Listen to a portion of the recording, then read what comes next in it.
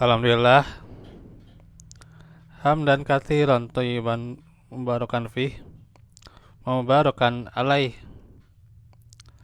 Asyhadu an la ilaha illallah wahdahu la syarikalah wa asyhadu anna Muhammadan abduhu wa rasuluh alladzi la nabiyya ba'dah.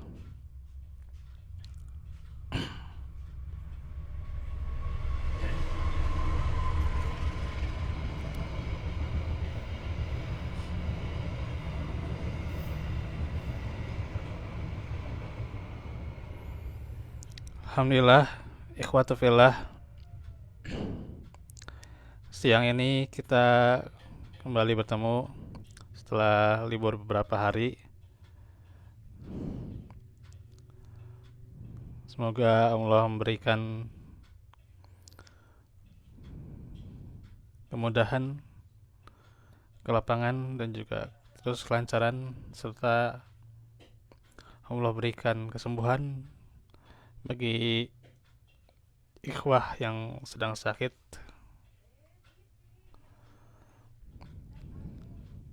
serta terus dalam naungan ridho Allah Subhanahu wa taala.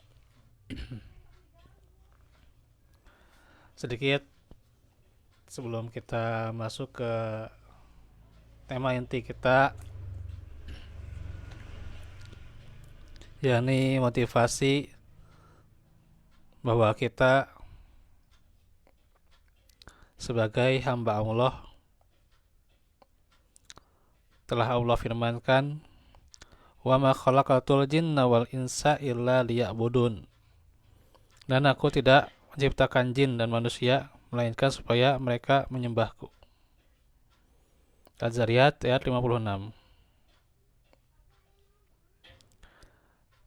Sebagai hamba Allah yang beriman, ia akan selalu sadar akan posisi dan kedudukan dirinya sebagai manusia yang Allah ciptakan untuk beribadah, ya. Karena intinya bahwa apa yang menjadi aktivitas kita, apa yang menjadi perilaku kita, dan juga kegiatan kita, apapun yang kita lakukan haruslah bernilai ibadah, ya. Karena itu adalah tujuan kita diciptakan, dan peran kita sebagai abid, hamba Allah. Maka ia akan melaksanakan seluruh tugas dan kewajiban yang Allah bebankan kepadanya. Ia akan melaksanakan semuanya dengan penuh rasa tanggung jawab dan keikhlasan.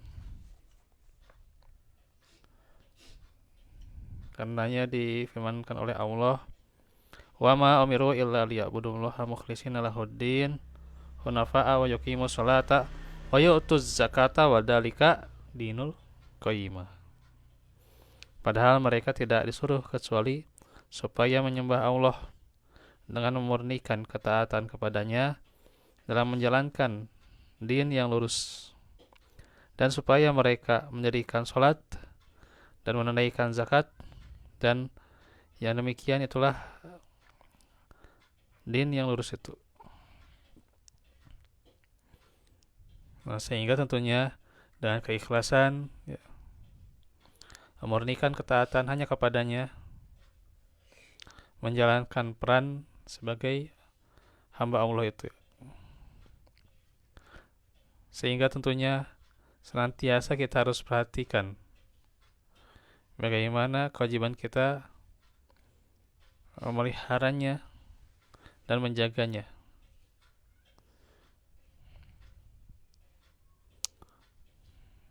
Ini tentunya pula di antara kewajiban yang dicontohkan adalah kewajiban sholat di dalam surah Al-Baqarah 238, ya. Hafizu ala sholawati was sholatil wusta wa qumu lillahi qanitin. Peliharalah segala sholatmu dan sholat wusta atau asar, ya. berdirilah karena Allah dalam salatmu dengan khusyuk. Ayat 238. Dan juga di antara kewajiban yang lain tentu saum di bulan Ramadan, menunaikan zakat ya, untuk membersihkan harta yang ia upayakan. Serta juga seorang mukmin selalu sadar bahwa setiap amalannya akan dicatat oleh malaikat ya, kiraman katibin ya gitu. Jadi kita itu dicatat ya, oleh malaikat setiap amalan kita itu yang senantiasa berada di sisinya ya. Di sisi kita itu ada malaikat kiraman katibin ya. Malaikat berarti berjuta-juta. Iya. Banyak sekali ya malaikat itu. Berapa orang menjaga? Ya. Malaikat mah tidak terbatas dengan hitungan kita ya. Di antaranya malaikat kiraman katibin ya.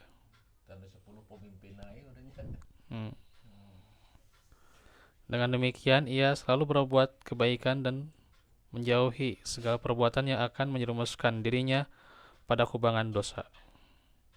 Serta seorang mukmin selalu menjaga amalan-amalan sunnah seperti sholat malam ya, tahajud dan witirnya, juga sholat subuhnya diantaranya yang wajib ya.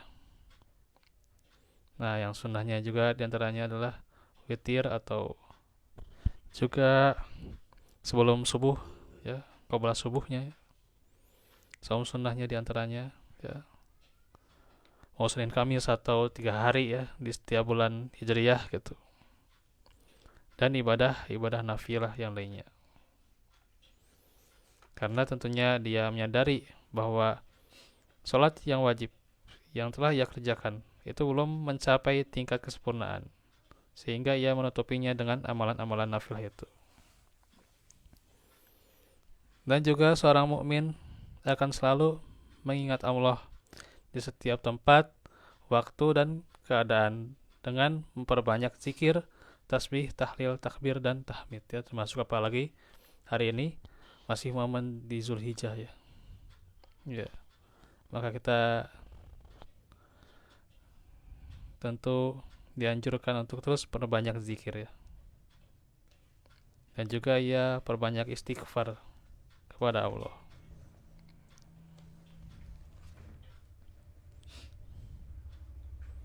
Kemudian juga kewajiban yang lainnya ketika diberikan istitoah kemampuan, yakni menunaikan ibadah haji ya.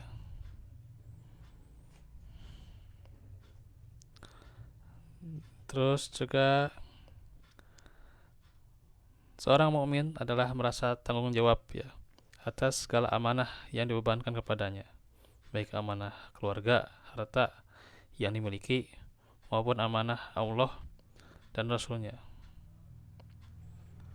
Amanah menyampaikan ilmu itu juga sebuah amanah ya gitu, sehingga ia tidak berkhianat atas amanah itu ya. Ya akan mendidik, mengajarkan Al-Quran dan Sunnah, memberi makan dari rezeki yang halal ya, dan baik, dan mencegah mereka dari hal-hal yang akan merusak din, harta, akal, jiwa dan kehormatan mereka ya.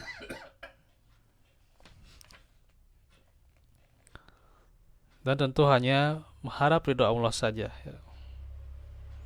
Nah itu. Dan inilah bagaimana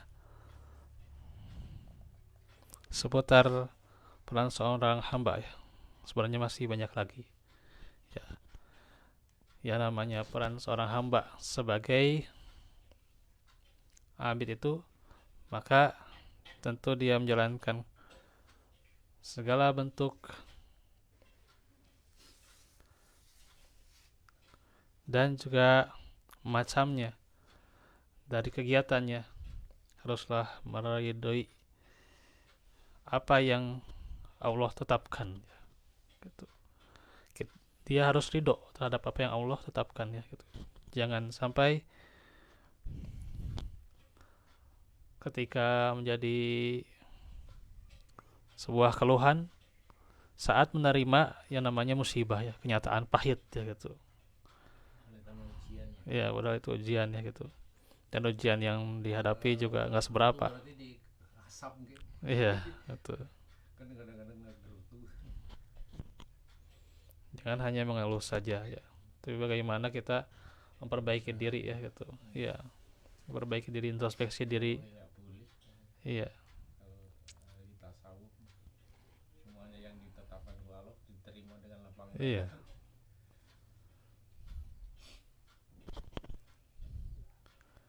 Maka itulah wujud dia dan peran dia sebagai hamba Allah. Semoga tentunya kita termasuk orang-orang yang senantiasa menjadi abidin ya, yang disebutkan Allah dalam Al-Quran.